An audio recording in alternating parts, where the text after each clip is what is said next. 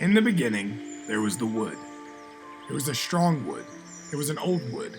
It was thick with foliage. Lime bushes sprouted beyond almond hedges, wiry and fuzzy like a sheep's coat. There were small oak trees too, with their fat roots swathed in a canvas of buttery moss, until they dug and clung into its foundations like endless crystals. And it grew beside a stream, by a tall tower all of stone. Gray granite boulders flapped up against willow trunks that winded its way around plush spring flowers in this wood. There was warm sun, which was good. It was the kind of brightness that you see on a golden morning, the kind of sweet sunshine that dashed its way among trellises of poppy buds and cordling green leaves, and a splendor of cornmeal to connect together like a pair of lovers. There were climbing vines which were bad. Black vines, twisting vines, vines with frosty thorns the size of a human thumb, sharp as thistledown nettle, vines that coiled like oily serpents around the forest, around the tower. There was wind, which was neither. It merely made leaves turn and branches sway. Trunks creak and the cold, clear glass stream churn. So clear one person might think to themselves, it's as shiny as a diamond. So shiny, in fact, you can make out the emerald riverbed like you're looking at yourself through a reflective mirror. There was also the lady. She was neither. She came to the stone tower. She turned the earth with her wooden plow and made a garden. A garden of bushes trimmed, of blueberries plump on stems, of white daisies as soft as snow and as white as silk, sprouted there too, along the dirt pathways and along the stream. They traveled past the tower deep into the wood. She cut the other trees of their buds and burned them in the tower with flame. But the cherrywood tree she did not cut. The cherrywood tree grew and spread its branches in the open space of the garden. Its bark was a chestnut brown, not a brown like peanut toffee or a dark soil, or a melting caramel or a Umbria mahogany, but so brown as to appear strawberry roan, to appear as crimson, to appear as a flamingo scarlet. Now this cherrywood tree was large and expansive. It reached nearly 100 feet into the azure sky. Its dapper leaves were a jadestone gem green, sparkling and bristling like a horse's bridle. The tips of the branches were silver as the moon, silver as minted coins, and the branches themselves twirled like a magical wand, developing unto each other, turning over one another, spearing and sparring beyond their stations as if they were trying to break free. At the center of this cherrywood tree was the softest meadow a woman might dare eye. The inky roots cut jagged into the ground, jamming straight down to its ancient friends, stretching a mere 30 feet to finally come to a hard left, meeting each other. It made a square underneath, but no one knew of this. Only the forest did. Linen lovely grass surrounded the bottom of these black roots, plumed as cotton and striking as a sunset, forming a sort of semicircle around this tree. And it smelled of cherries, sweet cherries, ripe cherries, wine cherries, and juicy ones too. It smelled of roses. It smelled of herbs. It smelled of blooming plants. It smelled of musky, brackish water. It smelled of fresh-cut earth and mushrooms. There was summer, which was warm with flowers. There was winter, which was cold with ice. There were birds, which were neither. They built nests and sometimes sang. Sometimes. When they sang, it was as beautiful as honeysuckle soap, as lighting and feathered tenor as a strumming instrument. There were yellow finches and blue jays and chubby robin birds, a midnight crow or two, maybe 3. There was also the lady. She was neither warm nor cold. The cherrywood grew beside the stream, its branches spreading dappled shade. The lady sat beneath the tree reading books. She climbed the tree, peering into nests. She leaned against the cherrywood, napping in the cool shade. These things were neither. None of them were warm or cold. None of them were good or bad. There was day, which was light as flickering candle wicks. There was night, which was dark as velvet. There was the moon, which was both light and dark. There was man, and he was both. So he came to the tower. He and the lady sat beneath the branches. They were both beneath the tree, and they were both and one and the same. The man said to the lady, the man showed to the lady. The man sang to the lady and played a reedy white flute, white as bone. The man left the tower. The lady left the tower. Both left the tower. Both. The garden grew. The garden left untended changed. Black vines took over. The garden grew and changed, and then the garden was no more. The tower did not grow. The tower left untended did not change. The tower did not change and stayed. The cobblestone crumbled a little during rain or thunder. The windows rattled and the door creaked as a soft sigh. But that was it. The cherrywood grew. It did not change. It stayed. The lady came to the tower. She cut a branch of silver-tipped leaves for a wreath, which was bad. She rooted up the climbing vines and tore them from the branches, which was good. She turned the earth and made a garden, which was neither. She sat beneath the cherrywood reading books and wept. She sat beneath the tree in the sun and wept. She sat beneath the trunk in the rain and wept. She sat beneath the roots in the moon and wept. These things were neither. She sat beneath the cherry and she sang. She sat beneath the cherry and she sang. She sat beneath the cherry and she sang. The lady sat beneath this beauty, which was good, very good indeed. The lady wept, which was bad. The lady sang, which was good. The lady left the tower, which was bad. The tower stayed, which was neither. The tree changed, which was both, but it stayed. There was a stream, which was beautiful. There was wind, which was beautiful. There were birds, which were beautiful. There were also many things tangible, things lovely, things charming, things great and boundless, things beautiful and things majestic, things that tuned the sweetest ears and wrung the hardest hearts. The lady played serene music, divine, gorgeous, soaring, lifting, flying, damning music that populated the cherry's green silver-tipped leaves to a happy bristle, its curvy branches to a jumbling creak, its thick wide trunk to magic, the weeds around its base to a sway. To the cherrywood. She strummed a lute made of the richest red oak with silver strings. She plucked a viola made of creamy ivory. She swam a violin with its rose bow. She flicked a sitar, sandy gold and blackwood neck. She clicked a chortling hurdy-gurdy made of grass. She hooted and whistled tunes from a blue flute. There was no lightning ringing key of a piano, though, sadly. The lady came to the tower, which was good. She turned the earth with iron spade and sharp trowel, with her bare slim hands and brushed fingers, as smooth as onyx, which was good. The lady sang, which was beautiful. There were red tomatoes, stringy carrots, and rough purple potatoes, and the lady ate them, which was good. So she fished in the stream. She hunted with twine and bow and flint arrow. She chopped wood with an iron axe. She wove wool and fabrics in her loom. She lit candles, she danced, she sang. She smiled, she laughed, her eyes alight. She danced among her bare feet. There was fare and drink they supped and shared. Their food was delicious. Soft loaves of nut bread, hand-picked salty olives, peppery vegetables, sweet thick butter, ripe berries, red meat, and white bone of boar, quail, pheasant, salty fish, and deer, even a fox or rodent or bird yet too. Yellow bowled soups and bitter fruit tarts with cream and thick dark chocolate. So they ate together, joyous, the cherrywood only needing water for its roots, the lady eating the food. Their drink was quenching. Crystal decanters of red port wine as dangerous as rare minerals. Clay jugs of golden cinnamon cider. Blackberry liquor and smart, oaky barrel mugs of ale. Elderberry tea as sweet as jelly, as dark as sullen burgundy. Juices, pear, orange, pineapple, apple, and grape, and foreign coffee. And yes, they had water too. So they spoke.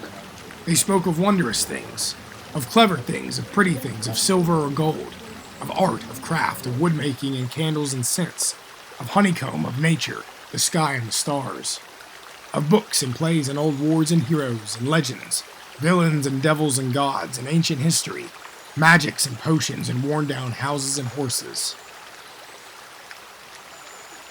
So the lady sat beneath the cherrywood tree reading books, which was beautiful and good all at once. There was sun and rain, There was day and night. There was summer and winter, also autumn in between. The tree grew, and that was good. Very good. The lady sat upon his gnarled roots and fished in the stream, and that was good. The lady watched the squirrels play among his leaves and laughed, and that was good. The lady turned her foot upon a smooth stone, and that was bad. She leaned against his trunk and frowned, and that was bad. The lady sang a song to Cherry, and it listened, it bent, the branches ached. The lady sang, and the branch became a walking stick, polished red strips of bark, and that was good. She walked around him and smiled, and that was good. The lady climbed into the highest reaches of his branches, looking into nests, looking at the hills and the tower further, and that was good. Really good. The lady pricked her hands upon his thorns to draw a weltering puddle of rubies on her finger, and that was bad. She sucked the bright bead from her thumb and slipped and screamed and fell. And Cherry bent, and Cherry swayed, and Cherry powered his boughs to catch her among the branches like arms reaching out to hug someone. And the lady smiled, and her smile was radiant as copper, and that was beautiful. But there was blood upon her hands, and that was bad. But then the lady looked upon her blood and laughed and sang. And there were berries bright as blood, and that was good. Sable blackberries, magenta raspberries, port blueberries, and blush strawberries. The lady spoke to Cherry, which was good. The lady told to Cherry, which was good. She sang and sang and sang to him, which was good. The lady was afraid, and that was bad. She watched the water of the stream. She looked into the sky, she listened to the wind, and was afraid, and that was bad. The lady turned to Cherry. The lady laid her hand upon his trunk. It was hard like sandstone, and papery like parchment. The lady spoke to Cherry, so Cherry bent, and that was good. The lady drew a breath and sang a song to Cherry. She sang a song, and Cherry burrowed deep into the earth. She sang a song, and all along the stream there sprung new trees from the ground. She sang, and all around the tower climbed new branches. She sang, and up the tower grew. Her voice was like a powerful bell, sweet as stolen fruit, high-pitched as a flighting bird. The lady sang, and they were both. Around them both there grew flowers. New cherries, small, spread and stretched and wrapped the tower in an iron vice. New trees grew and opened groves of leaves against the sky to block the sun. She sang until no tower could be seen, and that was good. The lady stood beside old Cherry, smiling, grinning, giggling, dancing even. He looked out at their new-grown grove, and it was good. It was pretty among nature. Old Cherry stood beside the stream and watched the land below. He stood beside the edge of his new grove and felt the earth below, and knew it was good. He felt the sun upon his leaves and knew that was good. The wind brushed up against him. The wind was bad. He bent his boughs against the tower window. The lady came to stand beside him. She looked upon the land below. There was a hint of smoke in the sky. Far away were shapes that moved across the hills, like moving darkness from a dangerous pit. There were great black wolves with mouths of fire and eyes black as coal. There were men who had been bent halfway into birds. They were both and bad. Worst of all, there was a shadow bent to look as if it were a man that carried a long spiked lance. Their voices were eerie, evil, evoking. Dead chants and ritual witch-tarry, deep and dark, mixing and swirling. Old Cherry felt the ground beneath the last grove, sick with plague and illness, and tried to pull away. The lady stepped behind his trunk. She was afraid. She peered out at the land below. The shapes came closer, which was bad, faster, agile, quicker. Old Cherry bent. Old Cherry bent toward the lady. The lady looked at him. The lady looked upon the land below. The lady laid her hand upon his trunk, and that was good. The lady asked.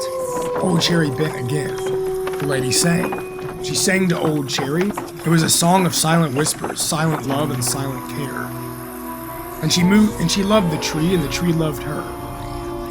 She said to him, she said her words, and she spoke in great tones. Old Cherry bent, and he became a man. He was both, and it was good. The lady sang, new trees bent, and it became a spear, and it was good.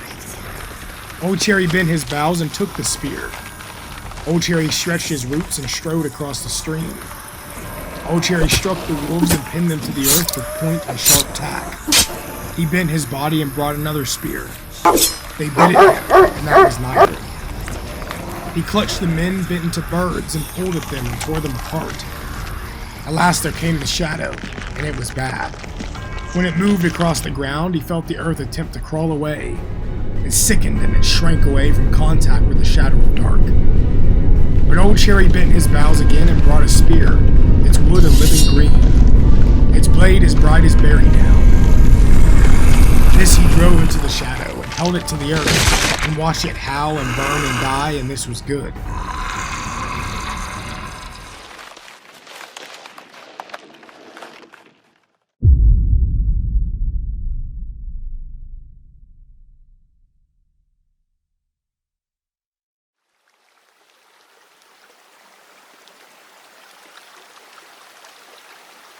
Old Cherry came back to the stone tower, and it was good. The lady smiled and sang to him, and it was good. The lady looked upon his wounds. She wept and sang to them, healed them with cold creek water and kinder words. And then he bent, and that was good. The lady said she must leave, and that was bad. She said she would return, and that was good. She said that it was dangerous, and Old Cherry stretched his roots to stand across the stream. The lady shook her head. She said to stay. She said to stay here with the tower. She said to keep it safe for her return. Old Cherry stretched his roots until he stood beside the tower, opening eyes of gold. His lady went inside for a moment. Just a moment. The tower was bare beyond its oaken door. Dust clung to corners and rafter beams high above the sweating stone walls. Cobwebs snared along cracks. Planks cried with each step. Stairs chuckled like warping wood. Windows fogged. Old furniture screeched. Chairs sagged.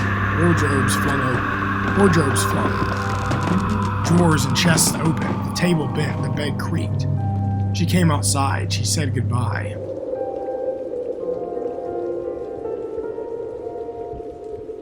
Old Cherry bent, and from a branch he made for her a walking stick of green wet wood. It smelled of nature, long and pointed with a silver handle. Old Cherry sobbed, a loud, booming, thundering sob like distant storm clouds, and from his boughs he wove a crown for her, all bright with slowberry ferns and sharp green stems, resembling wooden deer antlers. The lady placed it upon her head. Old Cherry bent, and as he was a man, he brushed her violet cheek with his own bark-rough hand. The lady wept and laughed, strung her long curling hair to her lower back, as soft as amber, the color of honey wheat. She dashed her bright blue eyes gleaming. Her rose-petal lips smiled, her skin as sickle as glowing moonlight, her body of serpents in a flowing blue dress. And she left, and she said she would die. She would age, she would wither like a wilting tulip. Because she was human and that was the way of it.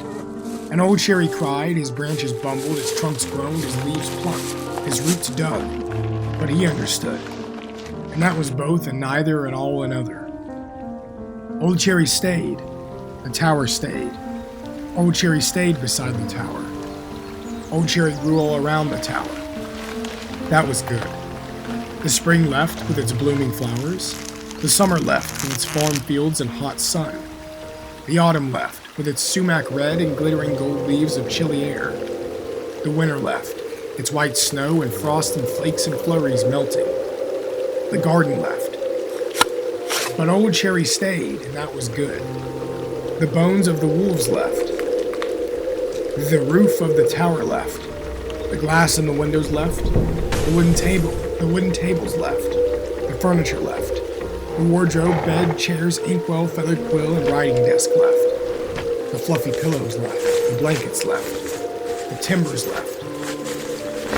The carpets left. The portraits left. The gilded cage left.